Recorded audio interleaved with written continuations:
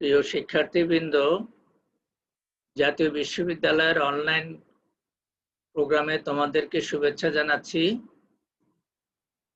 আমরা আজকে আলোচনা করব তোমাদের অনার্স প্রথম বর্ষের দ্বিতীয় পত্র অর্থাৎ 213403 কোডের কোর্সটি পরীক্ষণ মনোবিজ্ঞান বা এক্সপেরিমেন্টাল সাইকোলজি। আজকে আমরা আমাদের লেকচার নাম্বার 11 উপস্থাপন করব।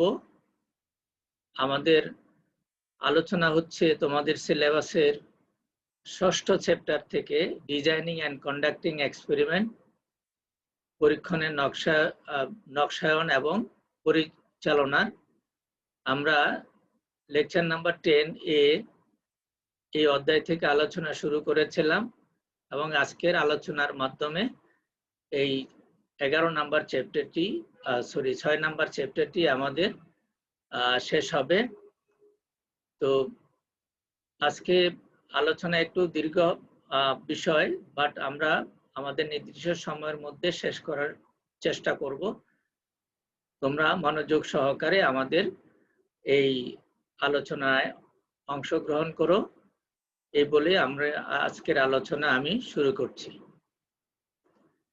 আমি প্রফেসর নাজির আহমেদ, নরসিংদী সরকারি কলেজ, যথারীতি তোমাদের ক্লাস নিয়ে যাচ্ছি। তো আসো আমরা আমাদের আলোচনা শুরু করি। আজকে আমরা আলোচনা শুরু করব যে টপিকস দিয়ে, সেটা হচ্ছে একটি পরীক্ষণ পরিচালনার ধাপসমূহ, steps in conducting an experiment. অর্থাৎ মনোবৈজ্ঞানিক পরীক্ষণ আমরা পরিচালনা করব।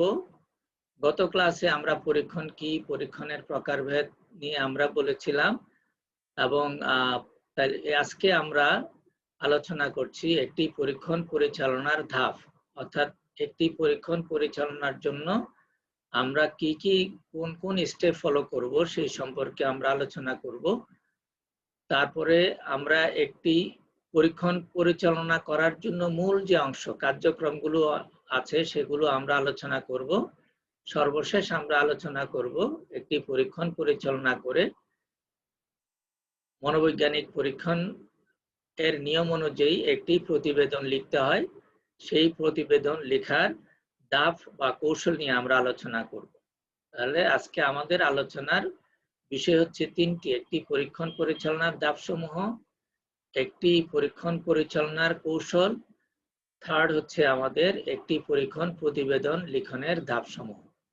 আসো আমরা আলোচনা শুরু করি একটি পরীক্ষণ পরিচালনার ধাপ, কিভাবে একটি পরীক্ষণ পরিচালনা করব আমরা, তা ধাপে ধাপে আমরা অগ্রসর হই আমাদের আলোচনায়। তাহলে মনোবৈজ্ঞানিক পরীক্ষণ শুরুর জন্য আমাদের প্রথম যে কাজটা করতে হবে, যে বলছি পরিকল্পনার পদ্ধতিগত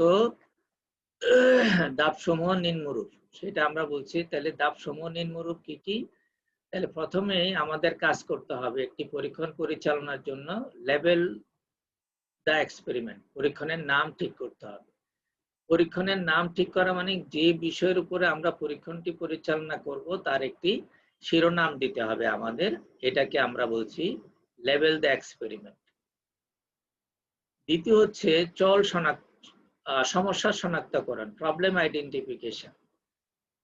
সমস্যা শনাক্তকরণ হচ্ছে যে আমরা যে বিষয়ের উপর পরীক্ষণটি পরিচালনা করব ওই বিষয়টি হচ্ছে আমাদের জন্য পরীক্ষণের সমস্যা। যে বিষয়ে পরীক্ষণ পরিচালনা করা হবে সেটি হচ্ছে পরীক্ষণ সমস্যা। তাহলে এই পরীক্ষণ সমস্যাটি আইডেন্টিফাই করব।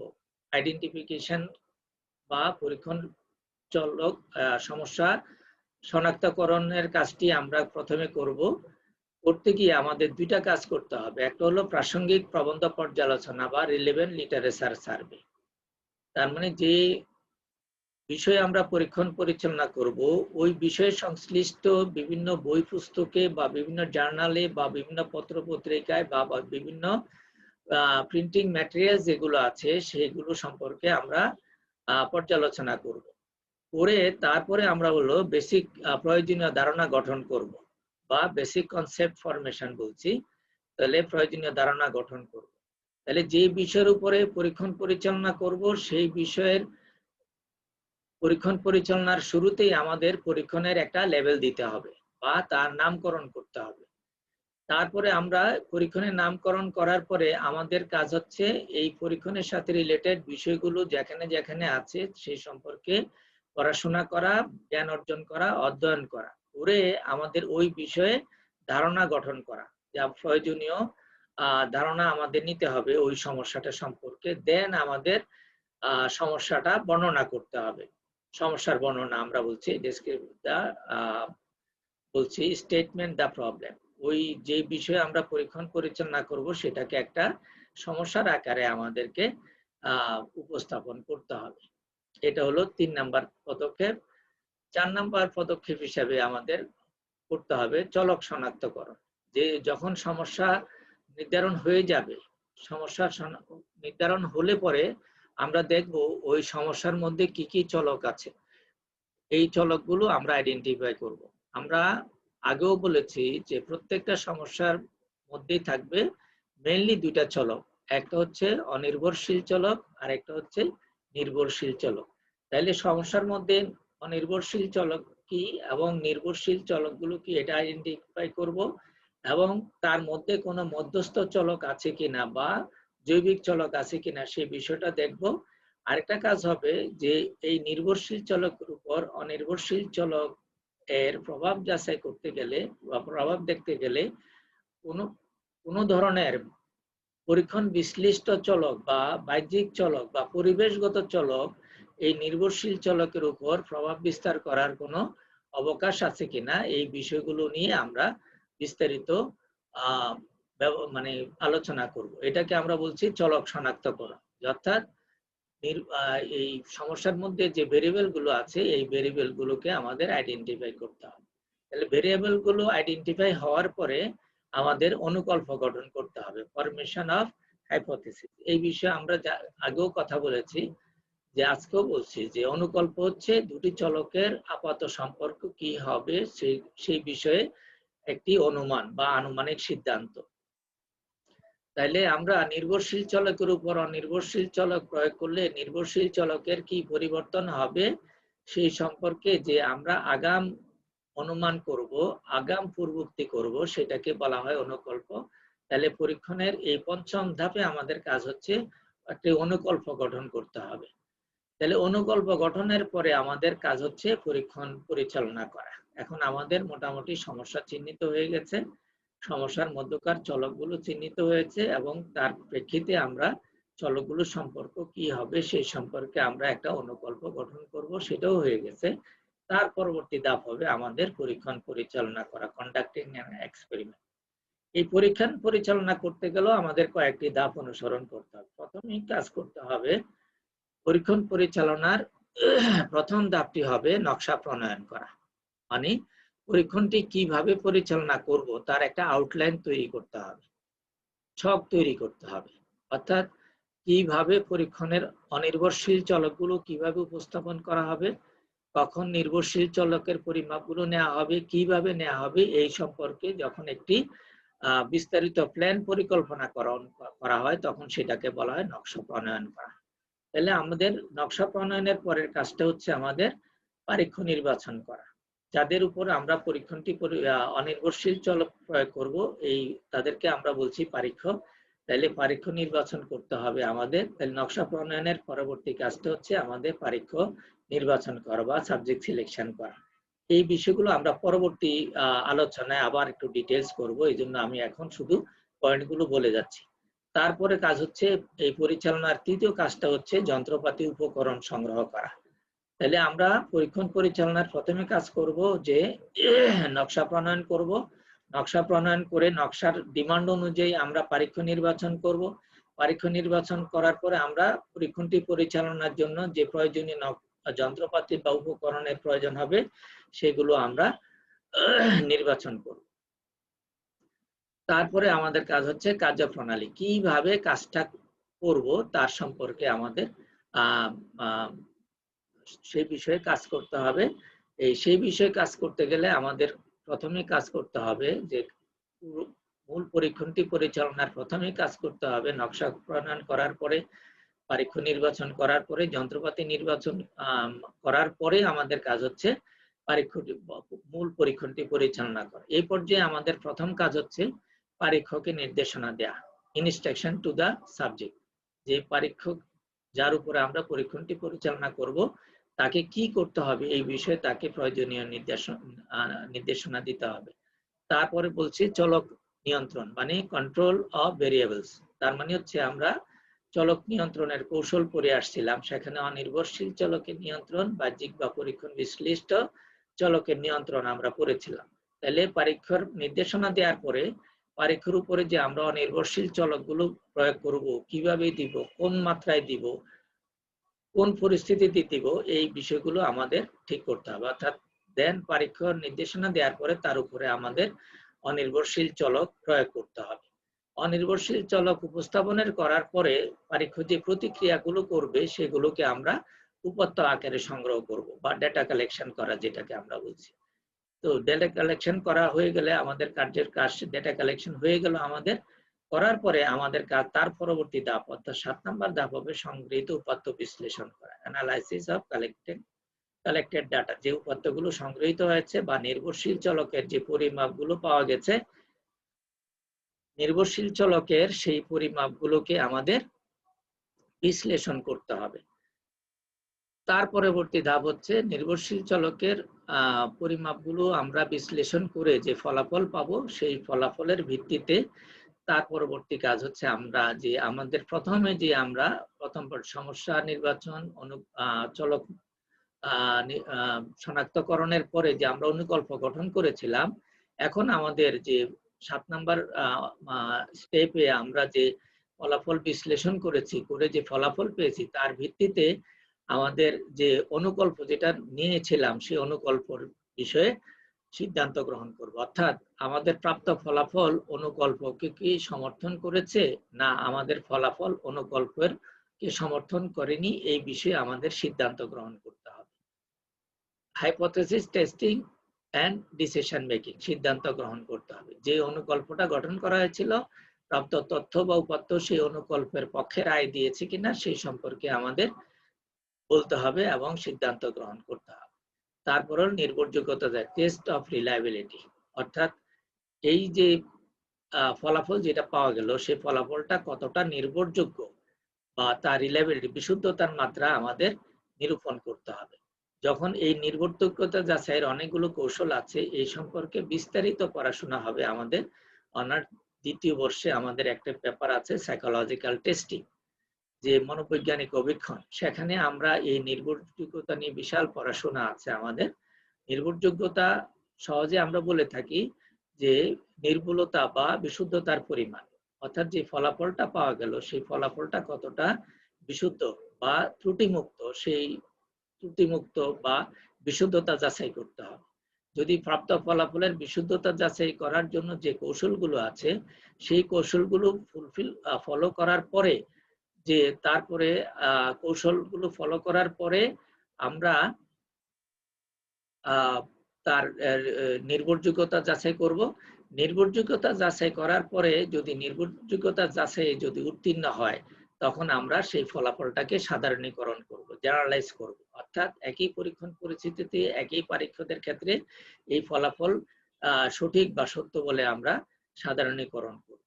এই সাধারণীকরণ করার পরে আমরা একটা পূর্বোক্তি করব বা প্রেডিকশন করা যাবে যে ভবিষ্যতেও এই ধরনের সমস্যা নিয়ে যারা কাজ করবেন, ভবিষ্যতের মনোবিজ্ঞানীরা যারা এই জাতীয় বিষয় নিয়ে কাজ করবেন তারাও এই ধরনের ফলাফল পাবেন, এই বিষয়ে আমরা একটা প্রেডিকশন করব। অর্থাৎ পরীক্ষণ পরিচালনার এই পর্যায়ে আমরা প্রেডিকশন করব। প্রেডিকশন করার পরে পরীক্ষণের পুনরাবৃত্তি আরেকটা কাজ, অর্থাৎ রিপিটেশন অফ দা এক্সপেরিমেন্ট। যে ফলাফল পূর্ববর্তী পরীক্ষণে যে ফলাফল পাওয়া গেল, যে বিষয়ে নির্ভরযোগ্যতা যাচাই করে যে বিষয়ে সাধারণীকরণ করা হলো, তার ভবিষ্যতেও একই ফলাফল পাওয়া যাবে বলে পূর্বোক্তিকরণ করা হলো এবং তার পরবর্তী কাজটা হচ্ছে পুনরাবৃত্তি করা। অর্থাৎ ওই পরীক্ষণটা আবার পুনরায় পরিচালনা করে দেখা যে পূর্ববর্তী ফলাফলের সাথে পরবর্তী পরীক্ষণের ফলাফলের সামঞ্জস্যতা আছে কিনা সেটা পুনরাবৃত্তি করে দেখা। এই টোটাল 12টা ধাপে একটি মনোবৈজ্ঞানিক পরীক্ষণ পরিচালনা করা হয়।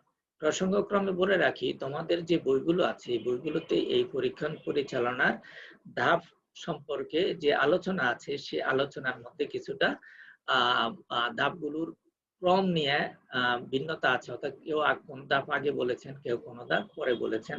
আর এই ধাপের আমরা যে 12টি ধাপের কথা বলেছি, কারো কারো আলোচনায় সেই ধাপের সংখ্যা কিছু কম আছে, কারো কারো আলোচনায় সেই ধাপের সংখ্যা আরো বেশি থাকতে পারে। তবে আমরা অনেকগুলো বই থেকে নিয়ে যে সবচেয়ে গ্রহণযোগ্য যে ধাপগুলো সেগুলোকে আমরা নিয়ে একটা পর্যায়ক্রমে আমরা সাজিয়েছি, যাতে করে একটি পরীক্ষণ পরিচালনা ধাপ সম্পর্কে শিক্ষার্থীরা খুব স্পষ্ট ধারণা পায়। এখানে তার মানে হচ্ছে আমরা যে ধাপগুলো আলোচনা করেছি, এখানে একটি বিষয় লক্ষণীয় ছিল যে একটি ধাপ কমপ্লিট হওয়ার পরে পরবর্তী ধাপে আমরা প্রবেশ করেছি। এই ধারাবাহিকতাটা আমরা এখানে অনুসরণ করার চেষ্টা করেছি। এখন আসো আমরা আলোচনা করি একটি পরীক্ষণ পরিচালনা মূল পরীক্ষণটি কিভাবে পরিচালনা করব। তাহলে কন্ডাক্টিং অ্যান এক্সপেরিমেন্ট, এটাও তোমাদের সিলেবাসের চ্যাপ্টার নাম্বার 6 এর যে সাব চ্যাপ্টার হিসেবে যে অংশগুলো দেখানো আছে সেখানে আছে কন্ডাক্টিং অ্যান এক্সপেরিমেন্ট, একটি পরীক্ষণ পরিচালনা।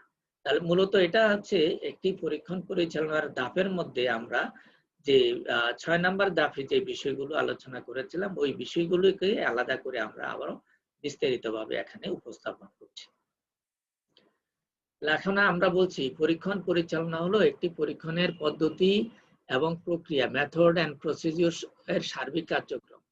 তাহলে একটি কার্যকর পরীক্ষণ পরিচালনার পদক্ষেপগুলো নিম্নরূপ। প্রথম কাজ হচ্ছে পরীক্ষণের নকশা প্রণয়ন, ডিজাইন অফ দ্য এক্সপেরিমেন্ট। এই বিষয়টা আমরা সেখানেও বলেছিলাম। তাহলে আমরা একটা পরীক্ষণের উদাহরণ দিচ্ছি, যদি আমরা সময় ব্যবধানের ফলস্বরূপ স্মৃতি সংরক্ষণের পরিমাণ নির্ণয়। তার মানে আমরা বিস্মৃতির একটি তত্ত্ব আছে, শিক্ষালব্ধ অভিজ্ঞতা পরবর্তীতে চর্চা না করলে বা সেটার পুনরাবৃত্তি না করলে সেটা সংরক্ষণের পরিমাণ বা স্মৃতির পরিমাণ হ্রাস পায়। এই সম্পর্কিত একটি পরীক্ষণ আমরা পরিচালনা করব। এটা হলো আমাদের সমস্যা, সময় ব্যবধানের ফলস্বরূপ স্মৃতি সংরক্ষণের পরিমাণ হলো আমাদের সমস্যা। এই সমস্যার মধ্যে সময়ের ব্যবধান হচ্ছে অনির্ভরশীল চলক আর স্মৃতি সংরক্ষণের পরিমাণটা হচ্ছে নির্ভরশীল চলক। আর এটার অনুকল্প হচ্ছে সময় অতিক্রান্তের সাথে সাথে শিক্ষালব্ধ অভিজ্ঞতার বিস্মৃতি ঘটে। এটা হচ্ছে এই পরীক্ষণের অনুকল্প। তাহলে এই অনুকল্প, তাহলে আমরা সমস্যা বললাম, সময়ের ব্যবধানের ফলস্বরূপ স্মৃতি সংরক্ষণের পরিমাণ নির্ণয়, এটা হচ্ছে আমাদের সমস্যা। চলক সম্পর্কে বললাম, অনির্ভরশীল চলক হচ্ছে সময়ের ব্যবধানগুলো হচ্ছে অনির্ভরশীল চলক, আর স্মৃতি সংরক্ষণের পরিমাণ হ্রাস বৃদ্ধি হচ্ছে আমাদের নির্ভরশীল চলক। হওয়ার পরে আমরা একটা অনুকল্প গঠন করলাম যে সময় অতিক্রান্তের সাথে সাথে শিক্ষালব্ধ অভিজ্ঞতার বিস্মৃতি ঘটবে। হ্যাঁ, এই বিষয়টা পরীক্ষণ করার জন্য যে আমাদের পরীক্ষণ নকশা তৈরি করতে হবে, সেই পরীক্ষণের নকশাটি হচ্ছে এমন যে আমরা একটি শিক্ষণ এবং পুনরুৎপাদন এই ধরনের একটা নকশা করা হবে। এই নকশায় 10টি অর্থহীন শব্দাংশ তালিকা প্রতিটি 2 সেকেন্ড করে উপস্থাপন, অর্থাৎ একজন পরীক্ষা নিব, তাকে 10টি অর্থহীন শব্দাংশ তালিকা শেখাবো, প্রতিটা শব্দাংশ 2 সেকেন্ড। আমরা ননসেন্সি লেভেলস বা অর্থহীন শব্দাংশ সম্পর্কে বলেছি, এটা এবিংহাজের উদ্ভাবিত একটা কৌশল, এই সম্পর্কে আমরা আগেও বলেছি। তাহলে অর্থহীন 10টা শব্দাংশ 20 সেকেন্ড করে দেখানোর পরে এইভাবে বারবার দেখাবো, দেখানোর পরে সম্পূর্ণ তালিকাটা তাকে আমরা শেখাবো।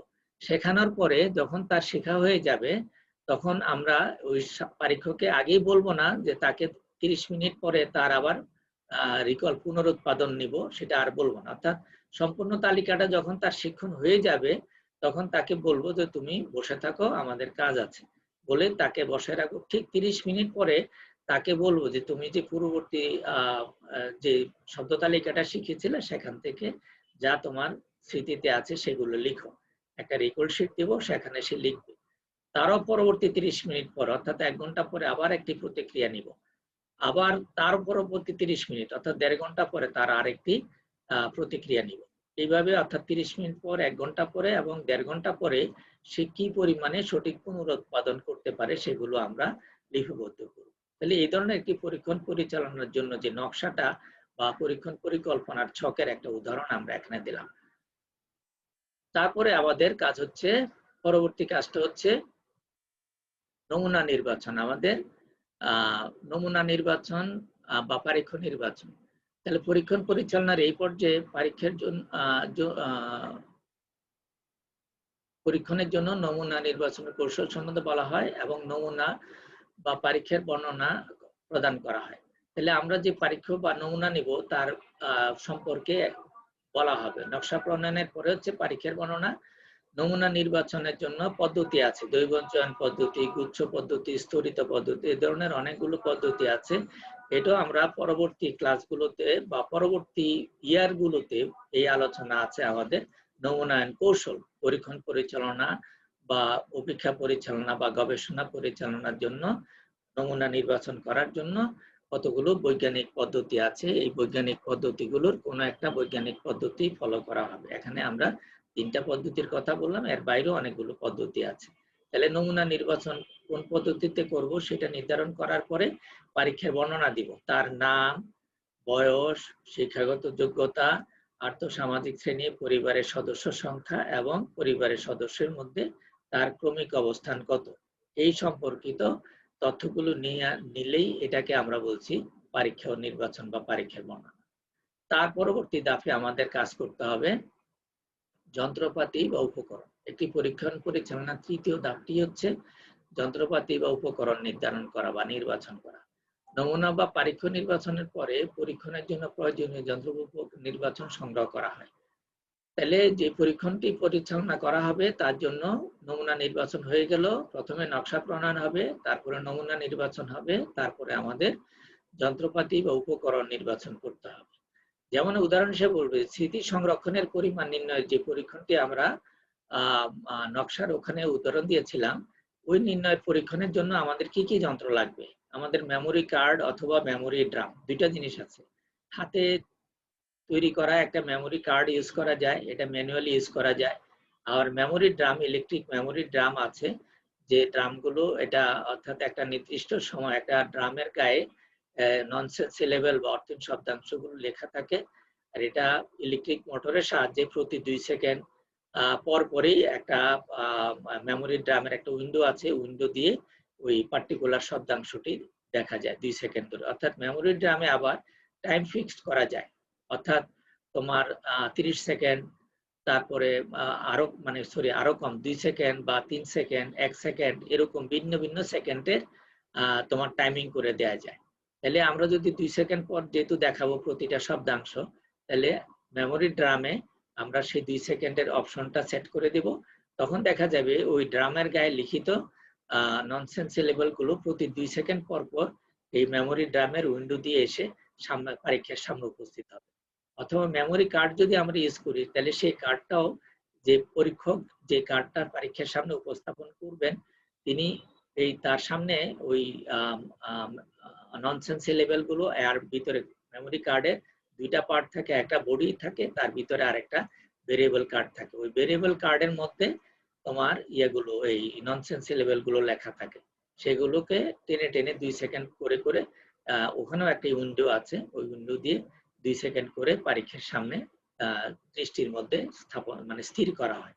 তাহলে এইভাবে 2 সেকেন্ড করে স্থির করার জন্য মেমোরি কার্ড, যেটা ম্যানুয়ালি ইউজ করা যায়, অথবা ইলেকট্রিক্যাল মেমোরি ড্রাম ইউজ করা যায়। তারপরে লাগবে টেবিল স্ক্রিন। টেবিল স্ক্রিন লাগবে যে পরীক্ষক এবং পরীক্ষক দুইজনের মাঝে, পরীক্ষক যেহেতু পরীক্ষার রিকলগুলো লিপিবদ্ধ করবেন, এই জন্য পরীক্ষক এবং পরীক্ষার মাঝে একটা টেবিল স্ক্রিন ব্যবহার করি, যাতে সাবজেক্ট যাতে সরাসরি তার প্রতিক্রিয়া কি করলো, কি পরিমাণে করলো, সেটা যাতে সে দেখতে না পায়, এই জন্য একটা টেবিল স্ক্রিন ব্যবহার করা হয়। অধিকাংশ মনোবৈজ্ঞানিক পরীক্ষণেই সাবজেক্ট এবং এক্সপেরিমেন্টার দুইজনের মাঝে একটা স্ক্রিন ব্যবহার করা হয়, এটাকে বলা হয় টেবিল স্ক্রিন। তারপরে লাগবে হিসাব করার জন্য ক্যালকুলেটর লাগবে, বিরামঘড়ি লাগবে সময় দেখার জন্য, কাগজ, কলম, পেন্সিল, এই বিষয়গুলো নিয়ে উপকরণ, ওই যে আমাদের স্মৃতি সংরক্ষণের পরিমাণ নির্ণয় যে পরীক্ষণ, সেটার জন্য প্রয়োজন হবে। তাহলে আমাদের পরীক্ষণ পরিচালনার 3rd স্টেপটা হবে যন্ত্রপাতি বা উপকরণ ঠিক করা। তারপরে হচ্ছে কার্যপ্রণালী। চতুর্থ ধাপে আমরা কাজটা পরিচালনা করব। আমাদের নকশা তৈরি হয়ে গেছে, আমাদের পরীক্ষ নির্বাচন হয়ে গেছে, আমাদের যন্ত্রপাতিও নির্বাচন হয়ে গেছে। হওয়ার পরে এখন আমরা কাজটা ধাপে ধাপে করব। সেটা হলো পরীক্ষ নির্বাচন এবং যন্ত্র উপকরণ মজুত করার পরে পরীক্ষকে পরীক্ষাগারে সুবিধাজনক স্থানে বসতে দিয়ে পর্যায়ক্রমে নিরূপ কাজগুলো সম্পাদন করা হয়। তাহলে পরীক্ষকে আমরা ল্যাবরেটরিতে নিয়ে আসবো, এনে তাকে একটা ভালো জায়গায় সুবিধাজনক জায়গায় বসতে দিব, দিয়ে তাকে প্রথম কাজটা হবে তাকে শুভেচ্ছা জানাতে হবে। শুভেচ্ছা জানিয়ে তাকে একটা পরীক্ষণ, তাকে কি করতে হবে এই সম্পর্কে প্রয়োজনীয় নির্দেশনা দিতে হবে। এখানে মনে রাখতে হবে যে আমরা যখন পরীক্ষ নিয়ে আসি তাদেরকে আমরা অনেক সময় নাম বলি বা নাম না বলে তাকে প্রিয় পরীক্ষ ক বা পুরো পরীক্ষ এই এরকম আমরা এই কথাগুলো বলে থাকি। অর্থাৎ নির্দেশনা দেওয়ার জন্য প্রিয় ক এরকম করে এইভাবে, যদি দুইজন পরীক্ষা হয় তাহলে প্রিয় ক প্রিয় খ সেভাবে বলে আমরা তাকে নির্দেশনাগুলো দিয়ে থাকি। তাহলে এই পর্যায়ে পরীক্ষকে পরীক্ষণে পরীক্ষকে কি করতে হবে তা একটি লিখিত নির্দেশনার মাধ্যমে জানানো হয়। একই সাথে তা মৌখিকভাবে বুঝিয়ে দেওয়া হয়। যে ইনস্ট্রাকশন দেব, পরীক্ষণে পরীক্ষ কিভাবে অংশগ্রহণ করবে, তার কি কাজ হবে এই সম্পর্কে লিখিত যে বিবৃতিটা তাকে দেয়া হবে, সেটাকে বলা হয় তাকে ইনস্ট্রাকশন, নির্দেশনা লিখিত আকারে হবে। এবং লিখিত আকারে পড়তে দেওয়ার পরে তার ওই লিখিত বিষয়টা তাকে আবার মৌখিকভাবে ভার্বালি বুঝিয়ে দেওয়া হবে। তারপরে যখন লিখিত আকারে সে পড়বে, তারপরে তাকে মৌখিকভাবে বুঝিয়ে দেওয়া হবে। তারপরে বোঝানোর পরে তাকে জিজ্ঞাসা করা হবে তুমি বিষয়টা বা আপনি বিষয়টা বুঝেছেন কিনা। সে যদি বলে হ্যাঁ বুঝেছি, তাহলে আমরা কাজ শুরু করব। অথবা যদি সে বলে যে না পুরো কোথাও তার অস্পষ্টতা আছে, তাহলে তাকে আবার বুঝিয়ে দিতে হবে। তো সম্পূর্ণ পরীক্ষণে পরীক্ষার রোল কি হবে সেই বিষয়টা পুরোপুরি ভাবে বুঝিয়ে দেওয়ার পর তার কাজ হবে। তারপরে তাকে সব বলবো আসুন আমরা কাজটি শুরু করে, আমরা কি কাজটি শুরু করতে পারি এই বলে, অর্থাৎ তার সম্মতি দিয়ে নিয়ে কাজটি আমাদের শুরু করতে হয়। তাহলে তাহলে পরীক্ষার প্রতি নির্দেশনার পরে তারপরে আমাদের কাজ হচ্ছে উপাত্ত সংগ্রহ। তারপরে নির্দেশনা দেওয়ার পরে এখন আমরা পরীক্ষার উপর অনির্ভরশীল চলক প্রয়োগ করব এবং সেই অনির্ভরশীল চলকগুলো আর প্রেক্ষিতে পরীক্ষ যে প্রতিক্রিয়া করবে সেই প্রতিক্রিয়াগুলোকে আমরা লিপিবদ্ধ করব। এটাকে আমরা বলছি উপাত্ত সংগ্রহ করা।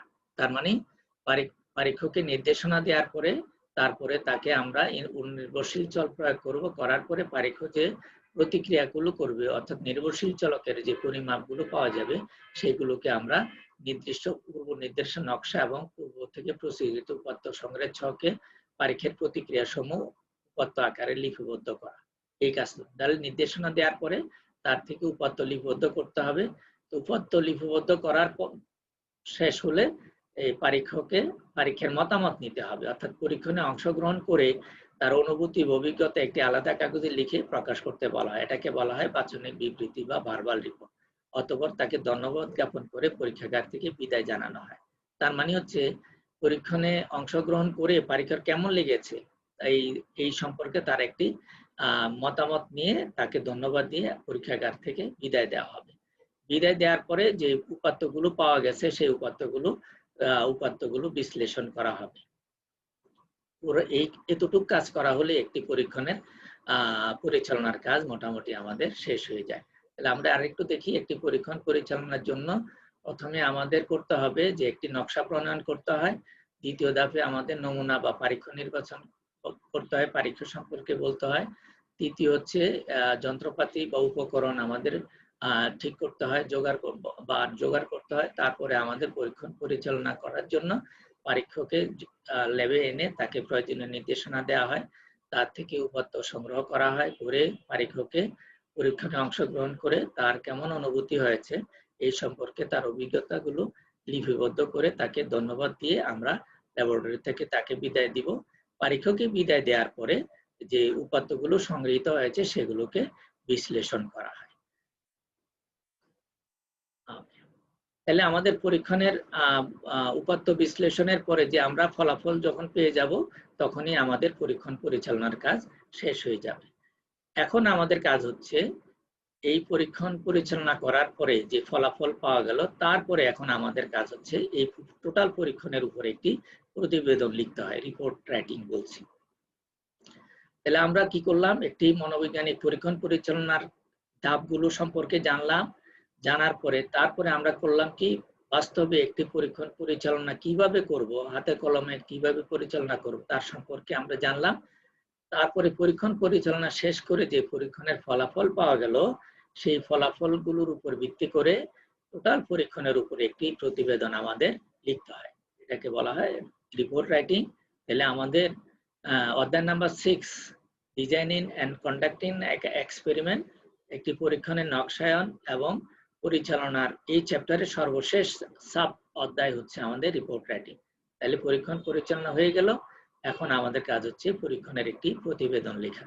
তাহলে কিভাবে আমরা একটি পরীক্ষণের প্রতিবেদন লিখব তার একটি কাঠামো আমরা উপস্থাপন করছি। আমরা বলছি পরীক্ষণ পরিচালনার পর পরীক্ষণের উপর ভিত্তি করে একটি প্রতিবেদন লিখতে হয়। প্রতিবেদনের কাঠামো নিয়ে বিভিন্ন মনোবৈজ্ঞানিক সংস্থার মধ্যে ভিন্নতা লক্ষ্য করা যায়, তবে অধিকাংশ মনোবিজ্ঞানীগণ একটি পরীক্ষণ প্রতিবেদন নিম্নরূপ কাঠামো অনুসরণ করে। এখনো একটু মনোবিজ্ঞানীদের মধ্যে কিছুটা ভিন্নতা আছে, তবে মূল বিষয়ে কোনো ভিন্নতা নাই, জাস্ট উপস্থাপনা কৌশলের ক্ষেত্রে একটু ভিন্নতা আছে। আমি বলে রাখি যে বিভিন্ন সংস্থা, সারা বিশ্বব্যাপী বিভিন্ন দেশে বিভিন্ন সংস্থা আছে, মনোবৈজ্ঞানিক সংস্থা আছে। এই সংস্থাগুলো বিভিন্ন তাদের রিপোর্ট রাইটিং এর বিভিন্ন স্টাইল বা কাঠামো তারা অনুমোদন করে থাকে। তাহলে যেমন এপিএ মডেল বলি আমরা, আমেরিকান সাইকোলজিক্যাল অ্যাসোসিয়েশনের একটা ফিক্সড মডেল আছে। অনেক সময় তোমরা দেখবা যে বলা হবে এপিএ মডেল ফলো করা হয়। হ্যাঁ, BPS model, British psychological society, তাদের কিছু মডেল আছে, বিপিএস এর মডেল বলবে। হ্যাঁ, তাহলে এই যে এপি এর মডেল, বিপিএস মডেল, তার মানে হচ্ছে বিভিন্ন দেশের মনোবৈজ্ঞানিক সংস্থাগুলো এই প্রতিবেদন লেখার ক্ষেত্রে বিভিন্ন কাঠামো সাজেস্ট করে থাকে। এছাড়াও আমাদের দেশের যে মনোবিজ্ঞান পরীক্ষণ মনোবিজ্ঞানের যে বইগুলো লিখেছেন আমাদের যারা লেখক আছেন, তারা বিভিন্ন বই ফলো করে থাকেন। আর ইংরেজি বইগুলো তো এই প্রতিবেদন লেখার ধাপ নিয়ে কিছুটা ভিন্নতা আছে, তবে মূল যে চ্যাপ্টার গুলো আছে এগুলো অথবা একটু কম বেশি আছে, বা এগুলোর ক্রমের ক্ষেত্রে তেমন কোনো পার্থক্য নাই। আমরা যে ক্রমে উপস্থাপন করব এই ক্রম নিয়ে তেমন পার্থক্য নাই, তবে প্রত্যেকটা অধ্যায়ের বা চ্যাপ্টারের যে সাব অধ্যায় যেগুলো আছে, সাব চ্যাপ্টার গুলো নিয়ে একটু কম বেশি আছে। তাহলে আমরা বলছি অধিকাংশ মনোবিজ্ঞানীরা যে প্রতিবেদনের যে কাঠামোটা ফলো করে থাকেন সেটাই আমরা এখানে উপস্থাপন করছি। তাহলে কয়েকটা চ্যাপ্টার আমরা এখানে পরীক্ষণ প্রতিবেদনের জন্য 7টি চ্যাপ্টার আমরা বলবো। খেয়াল রাখতে প্রসঙ্গক্রমে বলে রাখি, তোমাদের পরীক্ষণ মনোবিজ্ঞানের বইতে কোনো বইতে ওখানে গবেষণা প্রতিবেদনের ধাপ লেখা আছে, কিন্তু একটু বলে রাখি গবেষণা প্রতিবেদনের ধাপের সাথে পরীক্ষণ প্রতিবেদনের ধাপের কিছু মৌলিক পার্থক্য আছে। কারণ গবেষণা যারা করেন তারা এমফিল পিএইচডি ডিগ্রি নেওয়ার জন্য তারা গবেষণা যখন পরিচালনা করেন তখন তার বিশাল আকারের প্রতিবেদন তৈরি করতে হয়। তখন তার প্রতিবেদনের মেইন পার্ট আছে, মেইন অংশ থাকে, ওই প্রতিটা মেইন অংশের আবার সাব পার্ট থাকে, সেইটার সাথে পরীক্ষণ প্রতিবেদন কিছুটা ভিন্নতা আছে।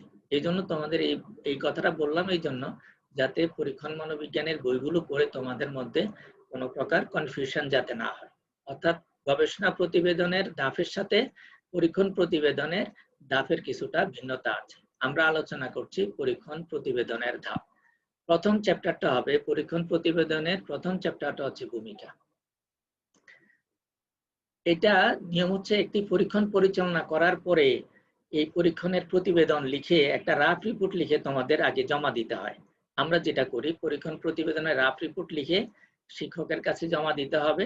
শিক্ষক ওই রিপোর্টটা দেখে দেবেন, কারেকশন করে দেবেন, দেওয়ার পরে ওই রিপোর্টটাকে তোমাদের একটা ল্যাব খাতায় আবার লিখতে হবে। ওই ল্যাব খাতার জন্য তোমাদের যে পরীক্ষণ 213404 যে চ্যাপ্টারটা পেপারটা আছে, একটি পরীক্ষণ প্রতিবেদন পরিচালনা করে তার প্রতিবেদন লিখতে হয়। তার জন্য 35 নাম্বার আছে ওখানে, ওই পেপারের নাম্বারের ভাগগুলো ওভাবে আছে।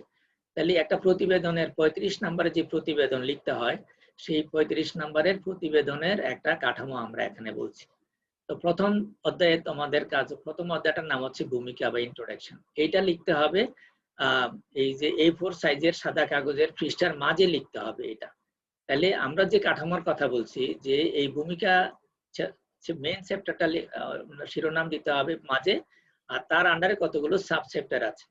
এই ভূমিকার মধ্যে আমরা যে বিষয়ে পরীক্ষণ পরিচালনা করব ওই সমস্যার প্রকৃতিটা বিশ্লেষণ করতে হবে, অর্থাৎ অপারেশনালি ডিফাইন করতে হবে ওই সমস্যাটাকে। এই সমস্যার মধ্যকার যে শব্দগুলো আছে, একটু আগে যেটা বললাম, সময়ের অতিক্রান্তের সাথে সাথে সংরক্ষণের পরিমাণ নির্ণয়, এই যে পরীক্ষণটায় তার মানে সম্পর্কে বিস্তারিত বলতে হবে। এটা একটা বিস্তৃতির উপরে পরীক্ষণ। তাহলে স্মৃতি কি, বিস্মৃতি কি, কেন বিস্মৃতি ঘটে, এই সম্পর্কিত ডিটেলস বিষয়গুলো আলোচনা করা কি বলা হয় সমস্যার প্রকৃতি ব্যাখ্যা করা। তারপরে আমাদের এই লিখতে হবে ঐতিহাসিক পটভূমি, অতীত কোন কোন মনোবিজ্ঞানীরা কত সালে কি এই বিষয়ে কি যে পরীক্ষণগুলো করেছিলেন তারা কি কি ফলাফল পেয়েছেন সেই সম্পর্কে ঐতিহাসিক পটভূমিতে লিখতে হয়। তারপরে লেখার পরে এই টোটাল বিষয়টা একটা সমস্যার আকারে, যে বিষয়ে পরীক্ষণ পরিচালনা করা হয়েছে সেই বিষয়টা সমস্যার আকারে লিখতে হয়। যেমন লিখতে হয় বর্তমান পরীক্ষণের সমস্যা হচ্ছে সময় অতিক্রান্তের সময় অতিক্রমের প্রেক্ষিতে সংরক্ষণের হ্রাস বৃদ্ধি হয় কিনা তা দেখা। এটা হচ্ছে এই সমস্যার আকারে লিখতে হয়। লেখার পরে চলক, এই সমস্যার মধ্যে কি চলক আছে, অনির্ভরশীল চলক কি, নির্ভরশীল চলক কি, সেগুলো লিখতে হয়। লেখার পরে অনুকল্প লিখতে হবে, অর্থাৎ এই সমস্যা চলকগুলোর সম্পর্ক কি হবে সেই অনুকল্পটা লিখতে হবে। লিখে গুরুত্ব লিখতে হবে, মানে পরীক্ষণটার কি ইম্পর্টেন্ট, বাস্তব জীবনে তার কোথায় কোথায় প্রয়োগ আছে এই সম্পর্কে বলা। তাহলে এই কথাগুলো লিখলে এটা হচ্ছে ভূমিকার আন্ডারে এই চ্যাপ্টার গুলো লিখতে হবে। তারপরে দ্বিতীয় চ্যাপ্টার হচ্ছে পদ্ধতি, অর্থাৎ এই মেথড বলছি। এই পদ্ধতির মধ্যে কতগুলো সাব চ্যাপ্টার আছে। পরীক্ষণের নকশা, যে পরীক্ষণের নকশা আমরা একটু আগে পরীক্ষণ পরিচালনার দাবি যেভাবে দেখিয়েছি সেই ধরনের পরীক্ষণের নকশাটা বলতে হবে। তারপরে পরীক্ষার বর্ণনা দিতে হবে, যে পরীক্ষাটাকে ব্যবহার করা হয়েছে বা একাধিক পরীক্ষা ব্যবহার করলে তাদের বর্ণনা দিতে হবে। বর্ণনা দেওয়ার সিস্টেমটা আমরা একটু আগের আলোচনায় বলেছি। তারপরে যন্ত্রপাতি সম্পর্কে বলতে হবে, তারপরে কার্যপ্রণালী বলতে হবে, তারপরে কি কি নির্দেশনা দেওয়া আছে নির্দেশনা লিখে দিতে হবে, উপাত্ত সংগ্রহ কিভাবে করা হয়েছে সেই সম্পর্কে বলতে হবে, এবং পরীক্ষার মতামত, পরীক্ষণে অংশগ্রহণ করে পরীক্ষার যে অভিজ্ঞতা হয়েছে বা তার অনুভূতি কি হয়েছে তা মতামত আকারে লিপিবদ্ধ করে তাকে ধন্যবাদ দিয়ে বিদায় দেওয়া হয়েছিল, এইভাবে লিখতে হবে। অর্থাৎ প্রতিবেদন লেখার টোটাল ভাষাগুলো হবে ফার্স্ট টেন্স, অতীত বা ফার্স্ট টেন্সে বলতে হবে। যে পরীক্ষণ করার শেষে যেহেতু প্রতিবেদন লেখা, এই জন্য সব ভাষা হবে ফার্স্ট টেন্সে লিখতে হবে। তারপরে উপাত্ত বিশ্লেষণ, প্রাপ্ত উপাত্ত যেগুলো পাওয়া গেছে উপাত্ত সংগ্রহ করার পরে পরীক্ষককে আমরা বিদায় মতামত নিয়ে তাকে ধন্যবাদ দিয়ে বিদায় দিব। বিদায় দেওয়ার পরে তার যে উপাত্ত বিশ্লেষণ করা হয়, অর্থাৎ কিভাবে উপাত্তগুলোকে বিশ্লেষণ করা হয়েছে, কোন পরিসংখ্যানিক পদ্ধতি ব্যবহার করা হয়েছে, যদি শতকরা হারে প্রকাশ করা হয় যে শতকরা কিভাবে করছে সেটা বলবে, বা গড় যদি বের করা হয় সেটা বলবে, বা আদর্শ বিচ্যুতি বা বিস্তার পরিমাপ যদি করে হয়ে থাকে সেগুলো সম্পর্কে বলবে। তাহলে উপাত্ত বিশ্লেষণ সম্পর্কে বলা। তারপরে প্রতিবেদনের তৃতীয় চ্যাপ্টারটা হচ্ছে ফলাফল। প্রতিবেদনে এই ধাপে উপাত্ত বিশ্লেষণ করে যে ফলাফল পাওয়া যায় তা বর্ণনা আকারে বা ছক আকারে উপস্থাপন করা হয়, ফলাফল লেখিত উপায়ে উপস্থাপন করা হয়। তাহলে উপাত্ত বিশ্লেষণ করে যা পাওয়া যাবে সেটা ফলাফল। এই ফলাফলটা লেখা যাবে, বর্ণনা আকারেও লেখা যাবে বা ছক আকারেও উপস্থাপন করা হয়। কখনো এই ফলাফলটাকে লেখচিত্রের মাধ্যমে দেখানো হতে পারে, সেই লেখচিত্রের মাধ্যমেও দেখানো যেতে পারে। চতুর্থ চ্যাপ্টারটা হচ্ছে এই ধাপে পরীক্ষণপ্রাপ্ত ফলাফলের পর্যালোচনা করা। যে ফলাফল পাওয়া গেল সেটা সম্পর্কে আলোচনা করা হবে, এবং এই ফলাফল আমাদের পূর্বে গৃহীত যে অনুকল্প সেই অনুকল্পকে সমর্থন করেছে কিনা সেই সম্পর্কে বলা হবে, এবং পরীক্ষণের সীমাবদ্ধতা বা সুপারিশ উল্লেখ করা হয়। 5 নাম্বার হচ্ছে এই পরীক্ষণের সারসংক্ষেপ উপস্থাপন করা হয়, সংক্ষেপে পুরো পরীক্ষণটার বিষয়ে একটা সংক্ষেপে বলা হয়। তারপরে সহায়ক গ্রন্থাবলী লেখার, এবং তার একটা নিয়ম আছে যে অধ্যাক্ষর যিনি যেসব বই পুস্তক ব্যবহার করা হয়েছে তার সম্পর্কে আমাদের একটা তালিকা দিতে হবে। 6 নাম্বার চ্যাপ্টার সহায়ক গ্রন্থাবলী লেখা একটা নমুনা আমরা দিয়েছি, অর্থাৎ ইংরেজি অ্যালফাবেট গুলো আগে মানে ক্রম অনুযায়ী অনুসরণ করে এইভাবে কি বলে রেফারেন্স লিখতে হয়। তারপরে একটা পরিশিষ্ট দিতে হয়, অর্থাৎ রিপোর্টের সাথে যে পরীক্ষণের পরিচালনা করতে গিয়ে যেসব বিষয় আমরা অতিরিক্ত কাগজ যে রিপোর্টের সাথে যুক্ত করেছি সেগুলো, যেমন পরীক্ষণের প্রতিবেদন ও নির্দেশনা আলাদা, উপাত্ত তালিকা, পরীক্ষার মতামত, ফলাফল বিশ্লেষণ পত্র এবং কি বলা যায় ওই যে লেখচিত্র যদি থাকে, এই বিষয়গুলো এখানে অন্তর্ভুক্ত করা। তাহলে এই 7টা চ্যাপ্টারের মাধ্যমে একটা পরীক্ষণ প্রতিবেদন লেখা হয়। তারপরে যে পরীক্ষণের এই চ্যাপ্টার থেকে যে প্রশ্ন হতে পারে সেই প্রশ্নগুলো সম্পর্কে সংক্ষিপ্ত প্রশ্ন এবং বড় প্রশ্ন হলো এগুলো, এবং এই চ্যাপ্টারে পড়ার জন্য এই বইগুলো তোমরা দেখতে পারো। এতক্ষণ আমাদের সাথে থাকার জন্য তোমাদেরকে ধন্যবাদ দিয়ে আজকে আমাদের ক্লাস এখানে শেষ করছি। আল্লাহ হাফেজ।